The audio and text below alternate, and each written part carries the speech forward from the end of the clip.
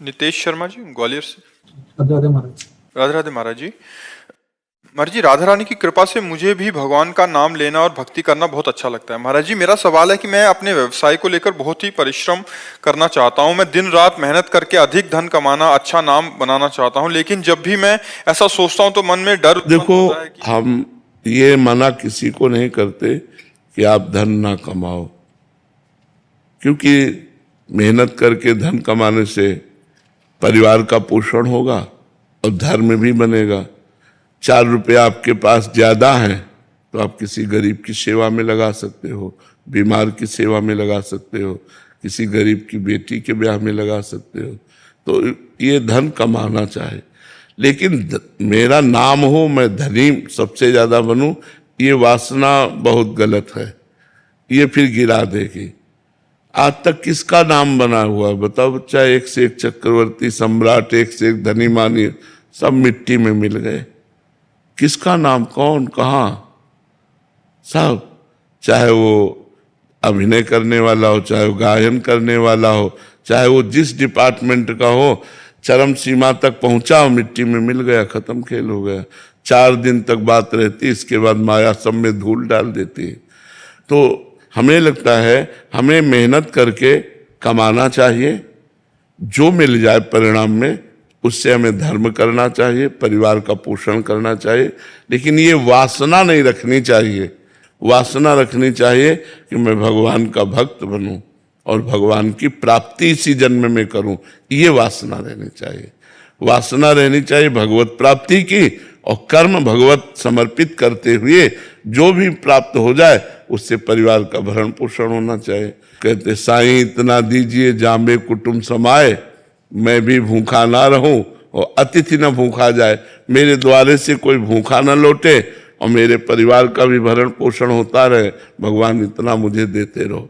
ये तो बात ठीक है, लेकिन मैं सबसे बड़ा धनी बन जाऊं, ये वासना ही गलत है। ऐसी वासना न रखे। निर्मला सिंह जी, मथुरा से। राधे राधे महाराज जी। महाराज जी, भगवत प्राप्ति दुर्लभ नहीं है, दुर्लभ है भगवत प्राप्त संतों से मिलना। यहाँ महाराज जी, मिलने से क्या तात्पर्य है?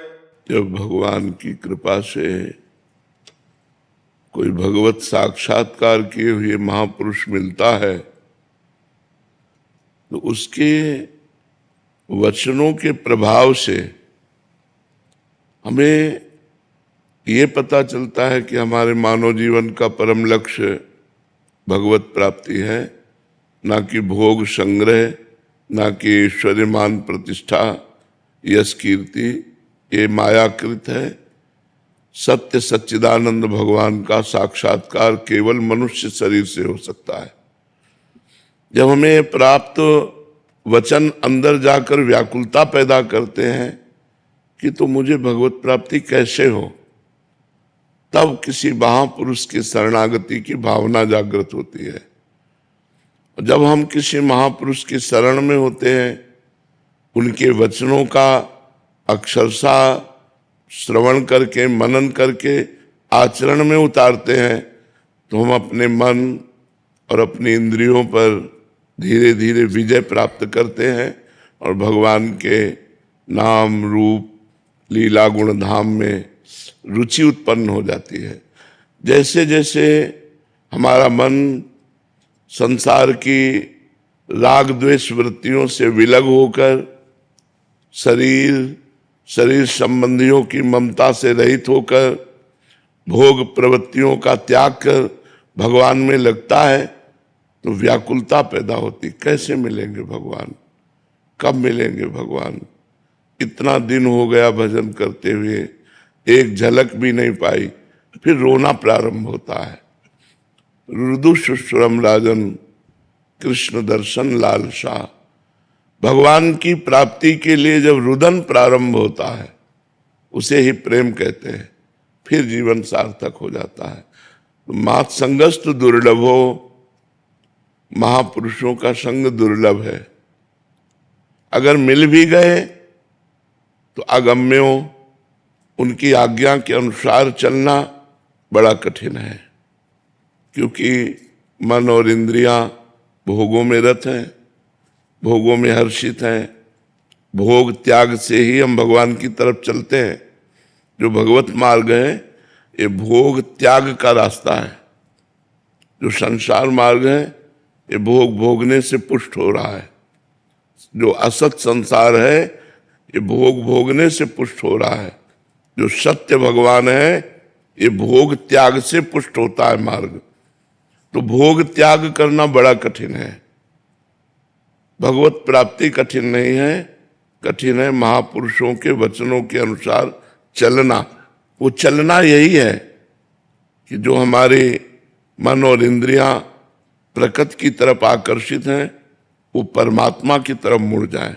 मना कष्टान इंद्रियाणी प्रकृति स्थान कर्षति, ये मोड़ करता है महापुरुष का संग।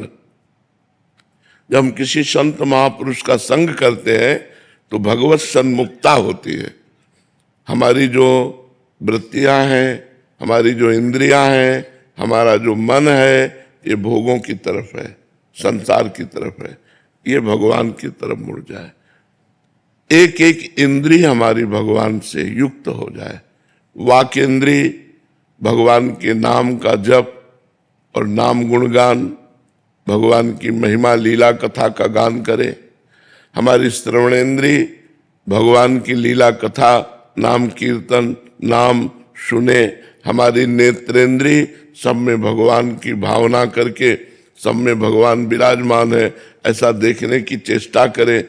हमारी हस्तेंद्री ऐसा परोपकार करे और जिससे भगवान प्रसन्न हो जाए। स्वसुख वांछा का त्याग करके जब दूसरों का हित किया जाता है तो उससे भगवान प्रसन्न होते हैं। जो कर्म भगवत प्रीत्यर्थ किया जाता है उससे भगवान प्रसन्न होते हैं। पैरों से परिक्रमा लगाई जाए, तीर्थ यात्रा की जाए, ऐसे हम एक एक इंद्री को भगवान में जब जोड़ देते हैं तो इंद्रियां पवित्र हो जाती हैं। और पवित्र इंद्रियां और पवित्र मन परम पवित्र भगवान में लग जाते हैं। जब भगवान में लग जाते हैं तो भगवत प्रेम प्रकट होता है और प्रेम से ही भगवान का प्रादुर्भाव होता है, फिर भगवत साक्षात्कार हो जाता है।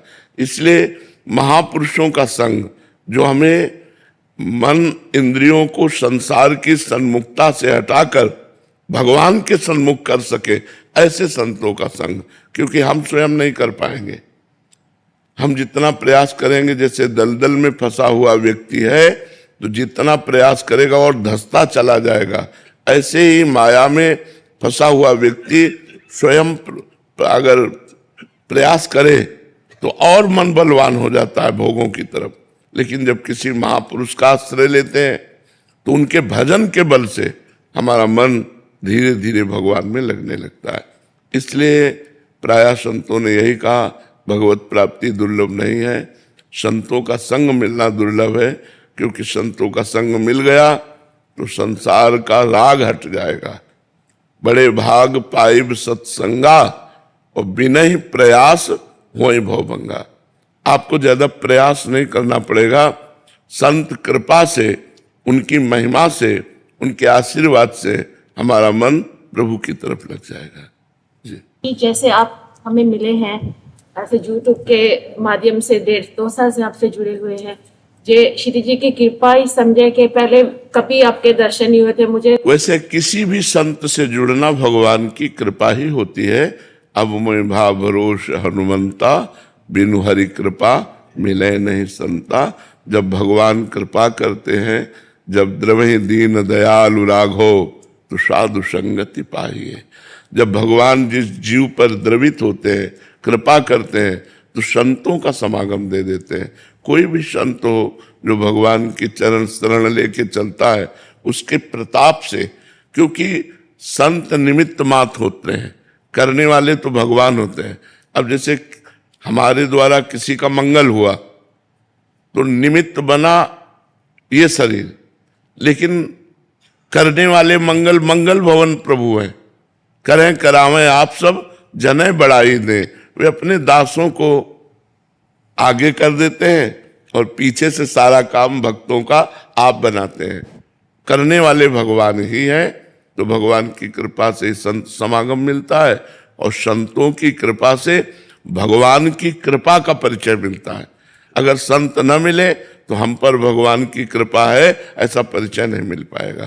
तभी विभीषण जी ने कहा, अब मुझे भरोसा हो गया हनुमान जी जब मिले तब कहा मुझे भरोसा हो गया कि भगवान ने मुझे स्वीकार कर लिया है, क्योंकि भगवान की कृपा के बिना आप जैसे महापुरुषों का समागम नहीं होता, बिनु हरि कृपा मिले नहीं सकता। भरत शरण जी महाराज। जय सीताराम महाराज जी, आपके चरणों में कोटि कोटि प्रणाम। महाराज जी, कोई भी संकल्प मन में करते हैं, कुछ दिन चलता है, फिर उसमें विक्षेप आ जाता है। महाराज जी, ऐसा क्यों होता है? देखो, जीव का कितना संकल्प, संकल्प तो ईश्वर का, हमको प्रयास करना है और कुसंग से बचना है। जब हमारा प्रयास निष्फल होता है, उसका कारण होता है गंदी आदत, धर्म विरुद्ध आचरण, धर्म विरुद्ध देखना, सुनना, बोलना, खाना, पीना, करना। इनको आप देख लो, कोई भी नियम जब लिया जाता है वो तभी टूटता है, उत्साह तभी नष्ट होता है जब हम धर्म विरुद्ध आचरण करते हैं। धर्म विरुद्ध आचरण देखना भी है, मोबाइल से सीरियल देखना, गलत बातें देखना, तो हमारा मन निरुत्साहित हो जाएगा भगवान की तरफ से। हमारी एक एक चेष्टा बहुत सावधानी से होनी चाहिए, उसी को तो साधना कहते हैं, सावधानी को ही तो साधना कहते हैं। हमारी एक एक चेष्टा सावधानी पूर्वक हो तो हम कह रहे हैं नियम सहज में पार हो जाएगा। हम लोग नियम लेते हैं लेकिन असावधान हो जाते हैं। खान पान, देखना, सुनना, बोलना और भी व्यवहार जहां असावधान हुए तो परम पवित्र नियम में निरुत्साह पैदा हो जाएगा। जहां निरुत्साहित हुए वो टूट जाएगा। जब टूट जाएगा तो मन फिर भगवान की प्रमाद है जी, जो अपन नहीं कर पा रहे हैं, 2-4 दिन चला, उसके बाद वो विक्षेप हो गया जी, इसको अपना प्रमाद कहेंगे। जी, जी। अपने आलस। हाँ, प्रमाद का सही अर्थ है जो करना चाहिए उसमें अरुचि हो जाना और जो ना करना चाहिए उसमें रुचि हो जाना। जो प्रमाद का सही अर्थ है वो है जो ना करना चाहिए उसमें रुचि हो जाना और जो करना चाहिए उसमें अरुचि हो जाना। तो वही बात, एक एक हमारी चेष्टा सावधानी पूर्वक हो तो फिर हमारा परमार्थ का नियम पूरा हो जाए। जब हम प्रमाद करने लगते हैं, मनमानी आचरण, तो फिर नियम कैसे पूरे होंगे? नियम के लिए तो बहुत सावधानी की जरूरत है। विजय सिंह जी। राधे राधे महाराज जी। महाराज जी, अहंकार और आत्मसम्मान में क्या अंतर है? उसे आत्मसम्मान तो कोई जानता ही नहीं, कोई आत्मज्ञानी ही जानता है, क्योंकि आत्मसम्मान में कोई द्वंद्व नहीं है। द्वंद्व का मतलब होता है मान अपमान, निंदा स्तुति, लाभ हानि, दुख सुख, ये सब देहाभिमान में है, आत्मसम्मान में नहीं। जो देहाभिमान है इसी को ठेस पहुंचता है अपमान होने पर, आत्मा को कभी नहीं। जिसे आत्मसम्मान का तात्पर्य होता है संपूर्ण विश्व को अपनी आत्मा के रूप में देखना, ये आत्मसम्मान है। संपूर्ण विश्व को अपनी आत्मा के रूप में देखना। जैसे हमारे को एक थप्पड़ मार दे, हमको बिल्कुल बुरा ना लगे, ये आत्मसम्मान है। समझ पाएगा कोई आत्मसम्मान को? जैसे हमारी जबान दांतों से दब जाए, हम किसको बुरा कहेंगे? हमारी किसी चेष्टा से हमारे शरीर में चोट लग जाए, अब हम किसको बुरा कहेंगे? ऐसे आत्मसम्मान को जो जानता है वो ये आत्मसम्मान है। चराचर विश्व को अपनी आत्मा के रूप में देखना और मान अपमान, दुख सुख, लाभ हानि, निंदा स्तुति, ये देहाभिमान में प्रभाव डालती है। हमारा सम्मान किया तो हर्षित हो गए, अपमान किया तो शोकित हो गए। जो स्वाभिमान है, आत्मसम्मान, स्व आत्मा को कहते हैं और वो एक है, सब में है, उसका कोई अपमान कर ही नहीं सकता। देहाभिमान का मान होता है और अपमान होता है, इसमें बुरा भी लगता है, अच्छा भी लगता है, लेकिन जो आत्मसम्मान है इसमें प्रसन्नता रहती है, अच्छा या बुरा नहीं। प्रसन्नता भगवान का स्वरूप है। ब्रह्मभूता प्रसन्नात्मा न सोचते न कांक्षते। शायद हमारी बात समझ पा रहे हो कि नहीं, क्योंकि ये अध्यात्म की बात है ना। आत्मसम्मान, जैसे हम अपने शरीर को, पूरे शरीर को प्यार करते हैं। हमारे हाथ से ही हमें कहीं चोट लग जाए तो हमें बुरा नहीं लगेगा, पीड़ा होगी, पीड़ा होगी, बुरा नहीं लगेगा, गुस्सा नहीं आएगा किसी के ऊपर, समझ रहे ना। ऐसे ही आप हमें मारे, पीड़ा होगी पर बुरा नहीं लगेगा, और आपके प्रति हमारे हृदय में कोई द्वेष नहीं होगा। यह है आत्मसम्मान। जब तक दूसरे को दंड देने की भावना हो तब तक देहाभिमान है। जब तुम्हें कोई दंड दे रहा हो और उसके प्रति तुम्हारे लिए द्वेष ना हो तब वो आत्मसम्मान है। आत्मसम्मान बहुत बड़ी चीज है। आपने आत्मा का सम्मान किया, आपने देह का नहीं, आत्मा। तो जो तुम्हारी आत्मा वही उसकी आत्मा है। समझ पा रहे हो आप हमारी बात? मनीषा जी, श्री हरिवंश महाराज जी। महाराज जी, दो जन भगवत मार्ग पर चल रहे हैं जिसमें एक केवल गुरु आज्ञा में रहने का प्रयास करता हो और आश्रय में पड़ा हो, और दूसरा गुरु आज्ञा के अंदर ही खुद कष्ट सहते हुए दूसरों की सेवा, उनको सुख पहुंचाना और सुख खूब दान पुण्य करना। महाराज जी, इन दोनों में कह रहे हैं कि एक सी गति होगी। गुरु आश्रय लेकर के मैं दान कर रहा हूं, मैं पुण्य कर रहा हूं, मैं साधना कर रहा हूं, मैं तीर्थ यातन कर रहा हूं, ये बहुत नीचे की बात है, ये प्रारंभिक बात है। और गुरु आश्रय लेकर भजन कर रहा है और जोई जोई प्यारो करे सोई मोई भावे, ये बहुत ऊंची बात है। समझ पा रहे? परमार्थ है ये, भगवद आश्रय है। और ज्यो ज्यो राखत हो त्यों त्यों रहियत हो हरि, जैसे आप रखते हो मैं उसी में राजी हूं। जोई जोई प्यारो करे सोई मोई भावे, और नाम जप कर रहा है और भगवान के आश्रित है, कोई अभिमान नहीं है। सब तीर्थ यातन आदि सब हो रहा है लेकिन मैं कर रहा हूं ऐसा भाव नहीं है, प्रभु मुझसे करा रहे हैं ऐसा भाव है, वो बहुत अच्छा साधक है। और वो जो गुरु आश्रय लेकर दान पुण्य और सब दूसरों के दुख मिटाने की चेष्टा कर रहा है लेकिन मैं कर रहा हूं ऐसी भावना यदि है तो वो अभी बहुत प्रथम श्रेणी का है, क्योंकि वो पुण्य प्राप्त करेगा ना कि भगवान, और उसे भगवान की प्राप्ति होगी क्योंकि वो भगवत आश्रय लिए हुए चल रहा है। दोनों का विभाजन समझ गए? आदित्य जी मुंबई से। राधे राधे महाराज जी। महाराज जी, तृण के जैसे विनम्र, वृक्ष के जैसे तृणादपि सुनिचैन का वो कह रहे हैं कि ऐसा कैसे हो, मतलब एक साधक में केवल नाम जप या फिर इन गुणों के बारे में मनन करने से ऐसा होगा? नहीं, जब नाम जप करोगे और संतों का संग करोगे और नमन भक्ति धारण करोगे तब तृणादपि सुनिचैन होगा। नमन भक्ति, अब जैसे हमारे पास जो आता है तो शरीर में सामर्थ्य नहीं लेकिन हमारे मन में आता है हम सबका चरणामृत उतारे, सबकी आरती करें, सबकी पूजा करें। क्यों? मेरे भगवान इस रूप में आए हैं, मैं अपने भगवान की आराधना करूं, ऐसा भाव आता है। हमारी दृष्टि में हमारे स्वामी पधारे, हमारे प्रभु पधारे। तो नमन भक्ति तृणादपि सुनिचैन, तृण से अपने को नीच तभी आएगा जब नमन भक्ति हमारे अंदर आएगी। सब में भगवान को देखकर प्रणाम करना, सबके चरणों की तरफ झुकना, सबसे छोटा अपने को समझना, और इतना छोटा समझना कि तृण से भी अपने को नीच मानना। तृण चरणों के नीचे रहता है, अपने को उससे भी नीच मानना। क्या भगवान को जीत ले ऐसा भक्त?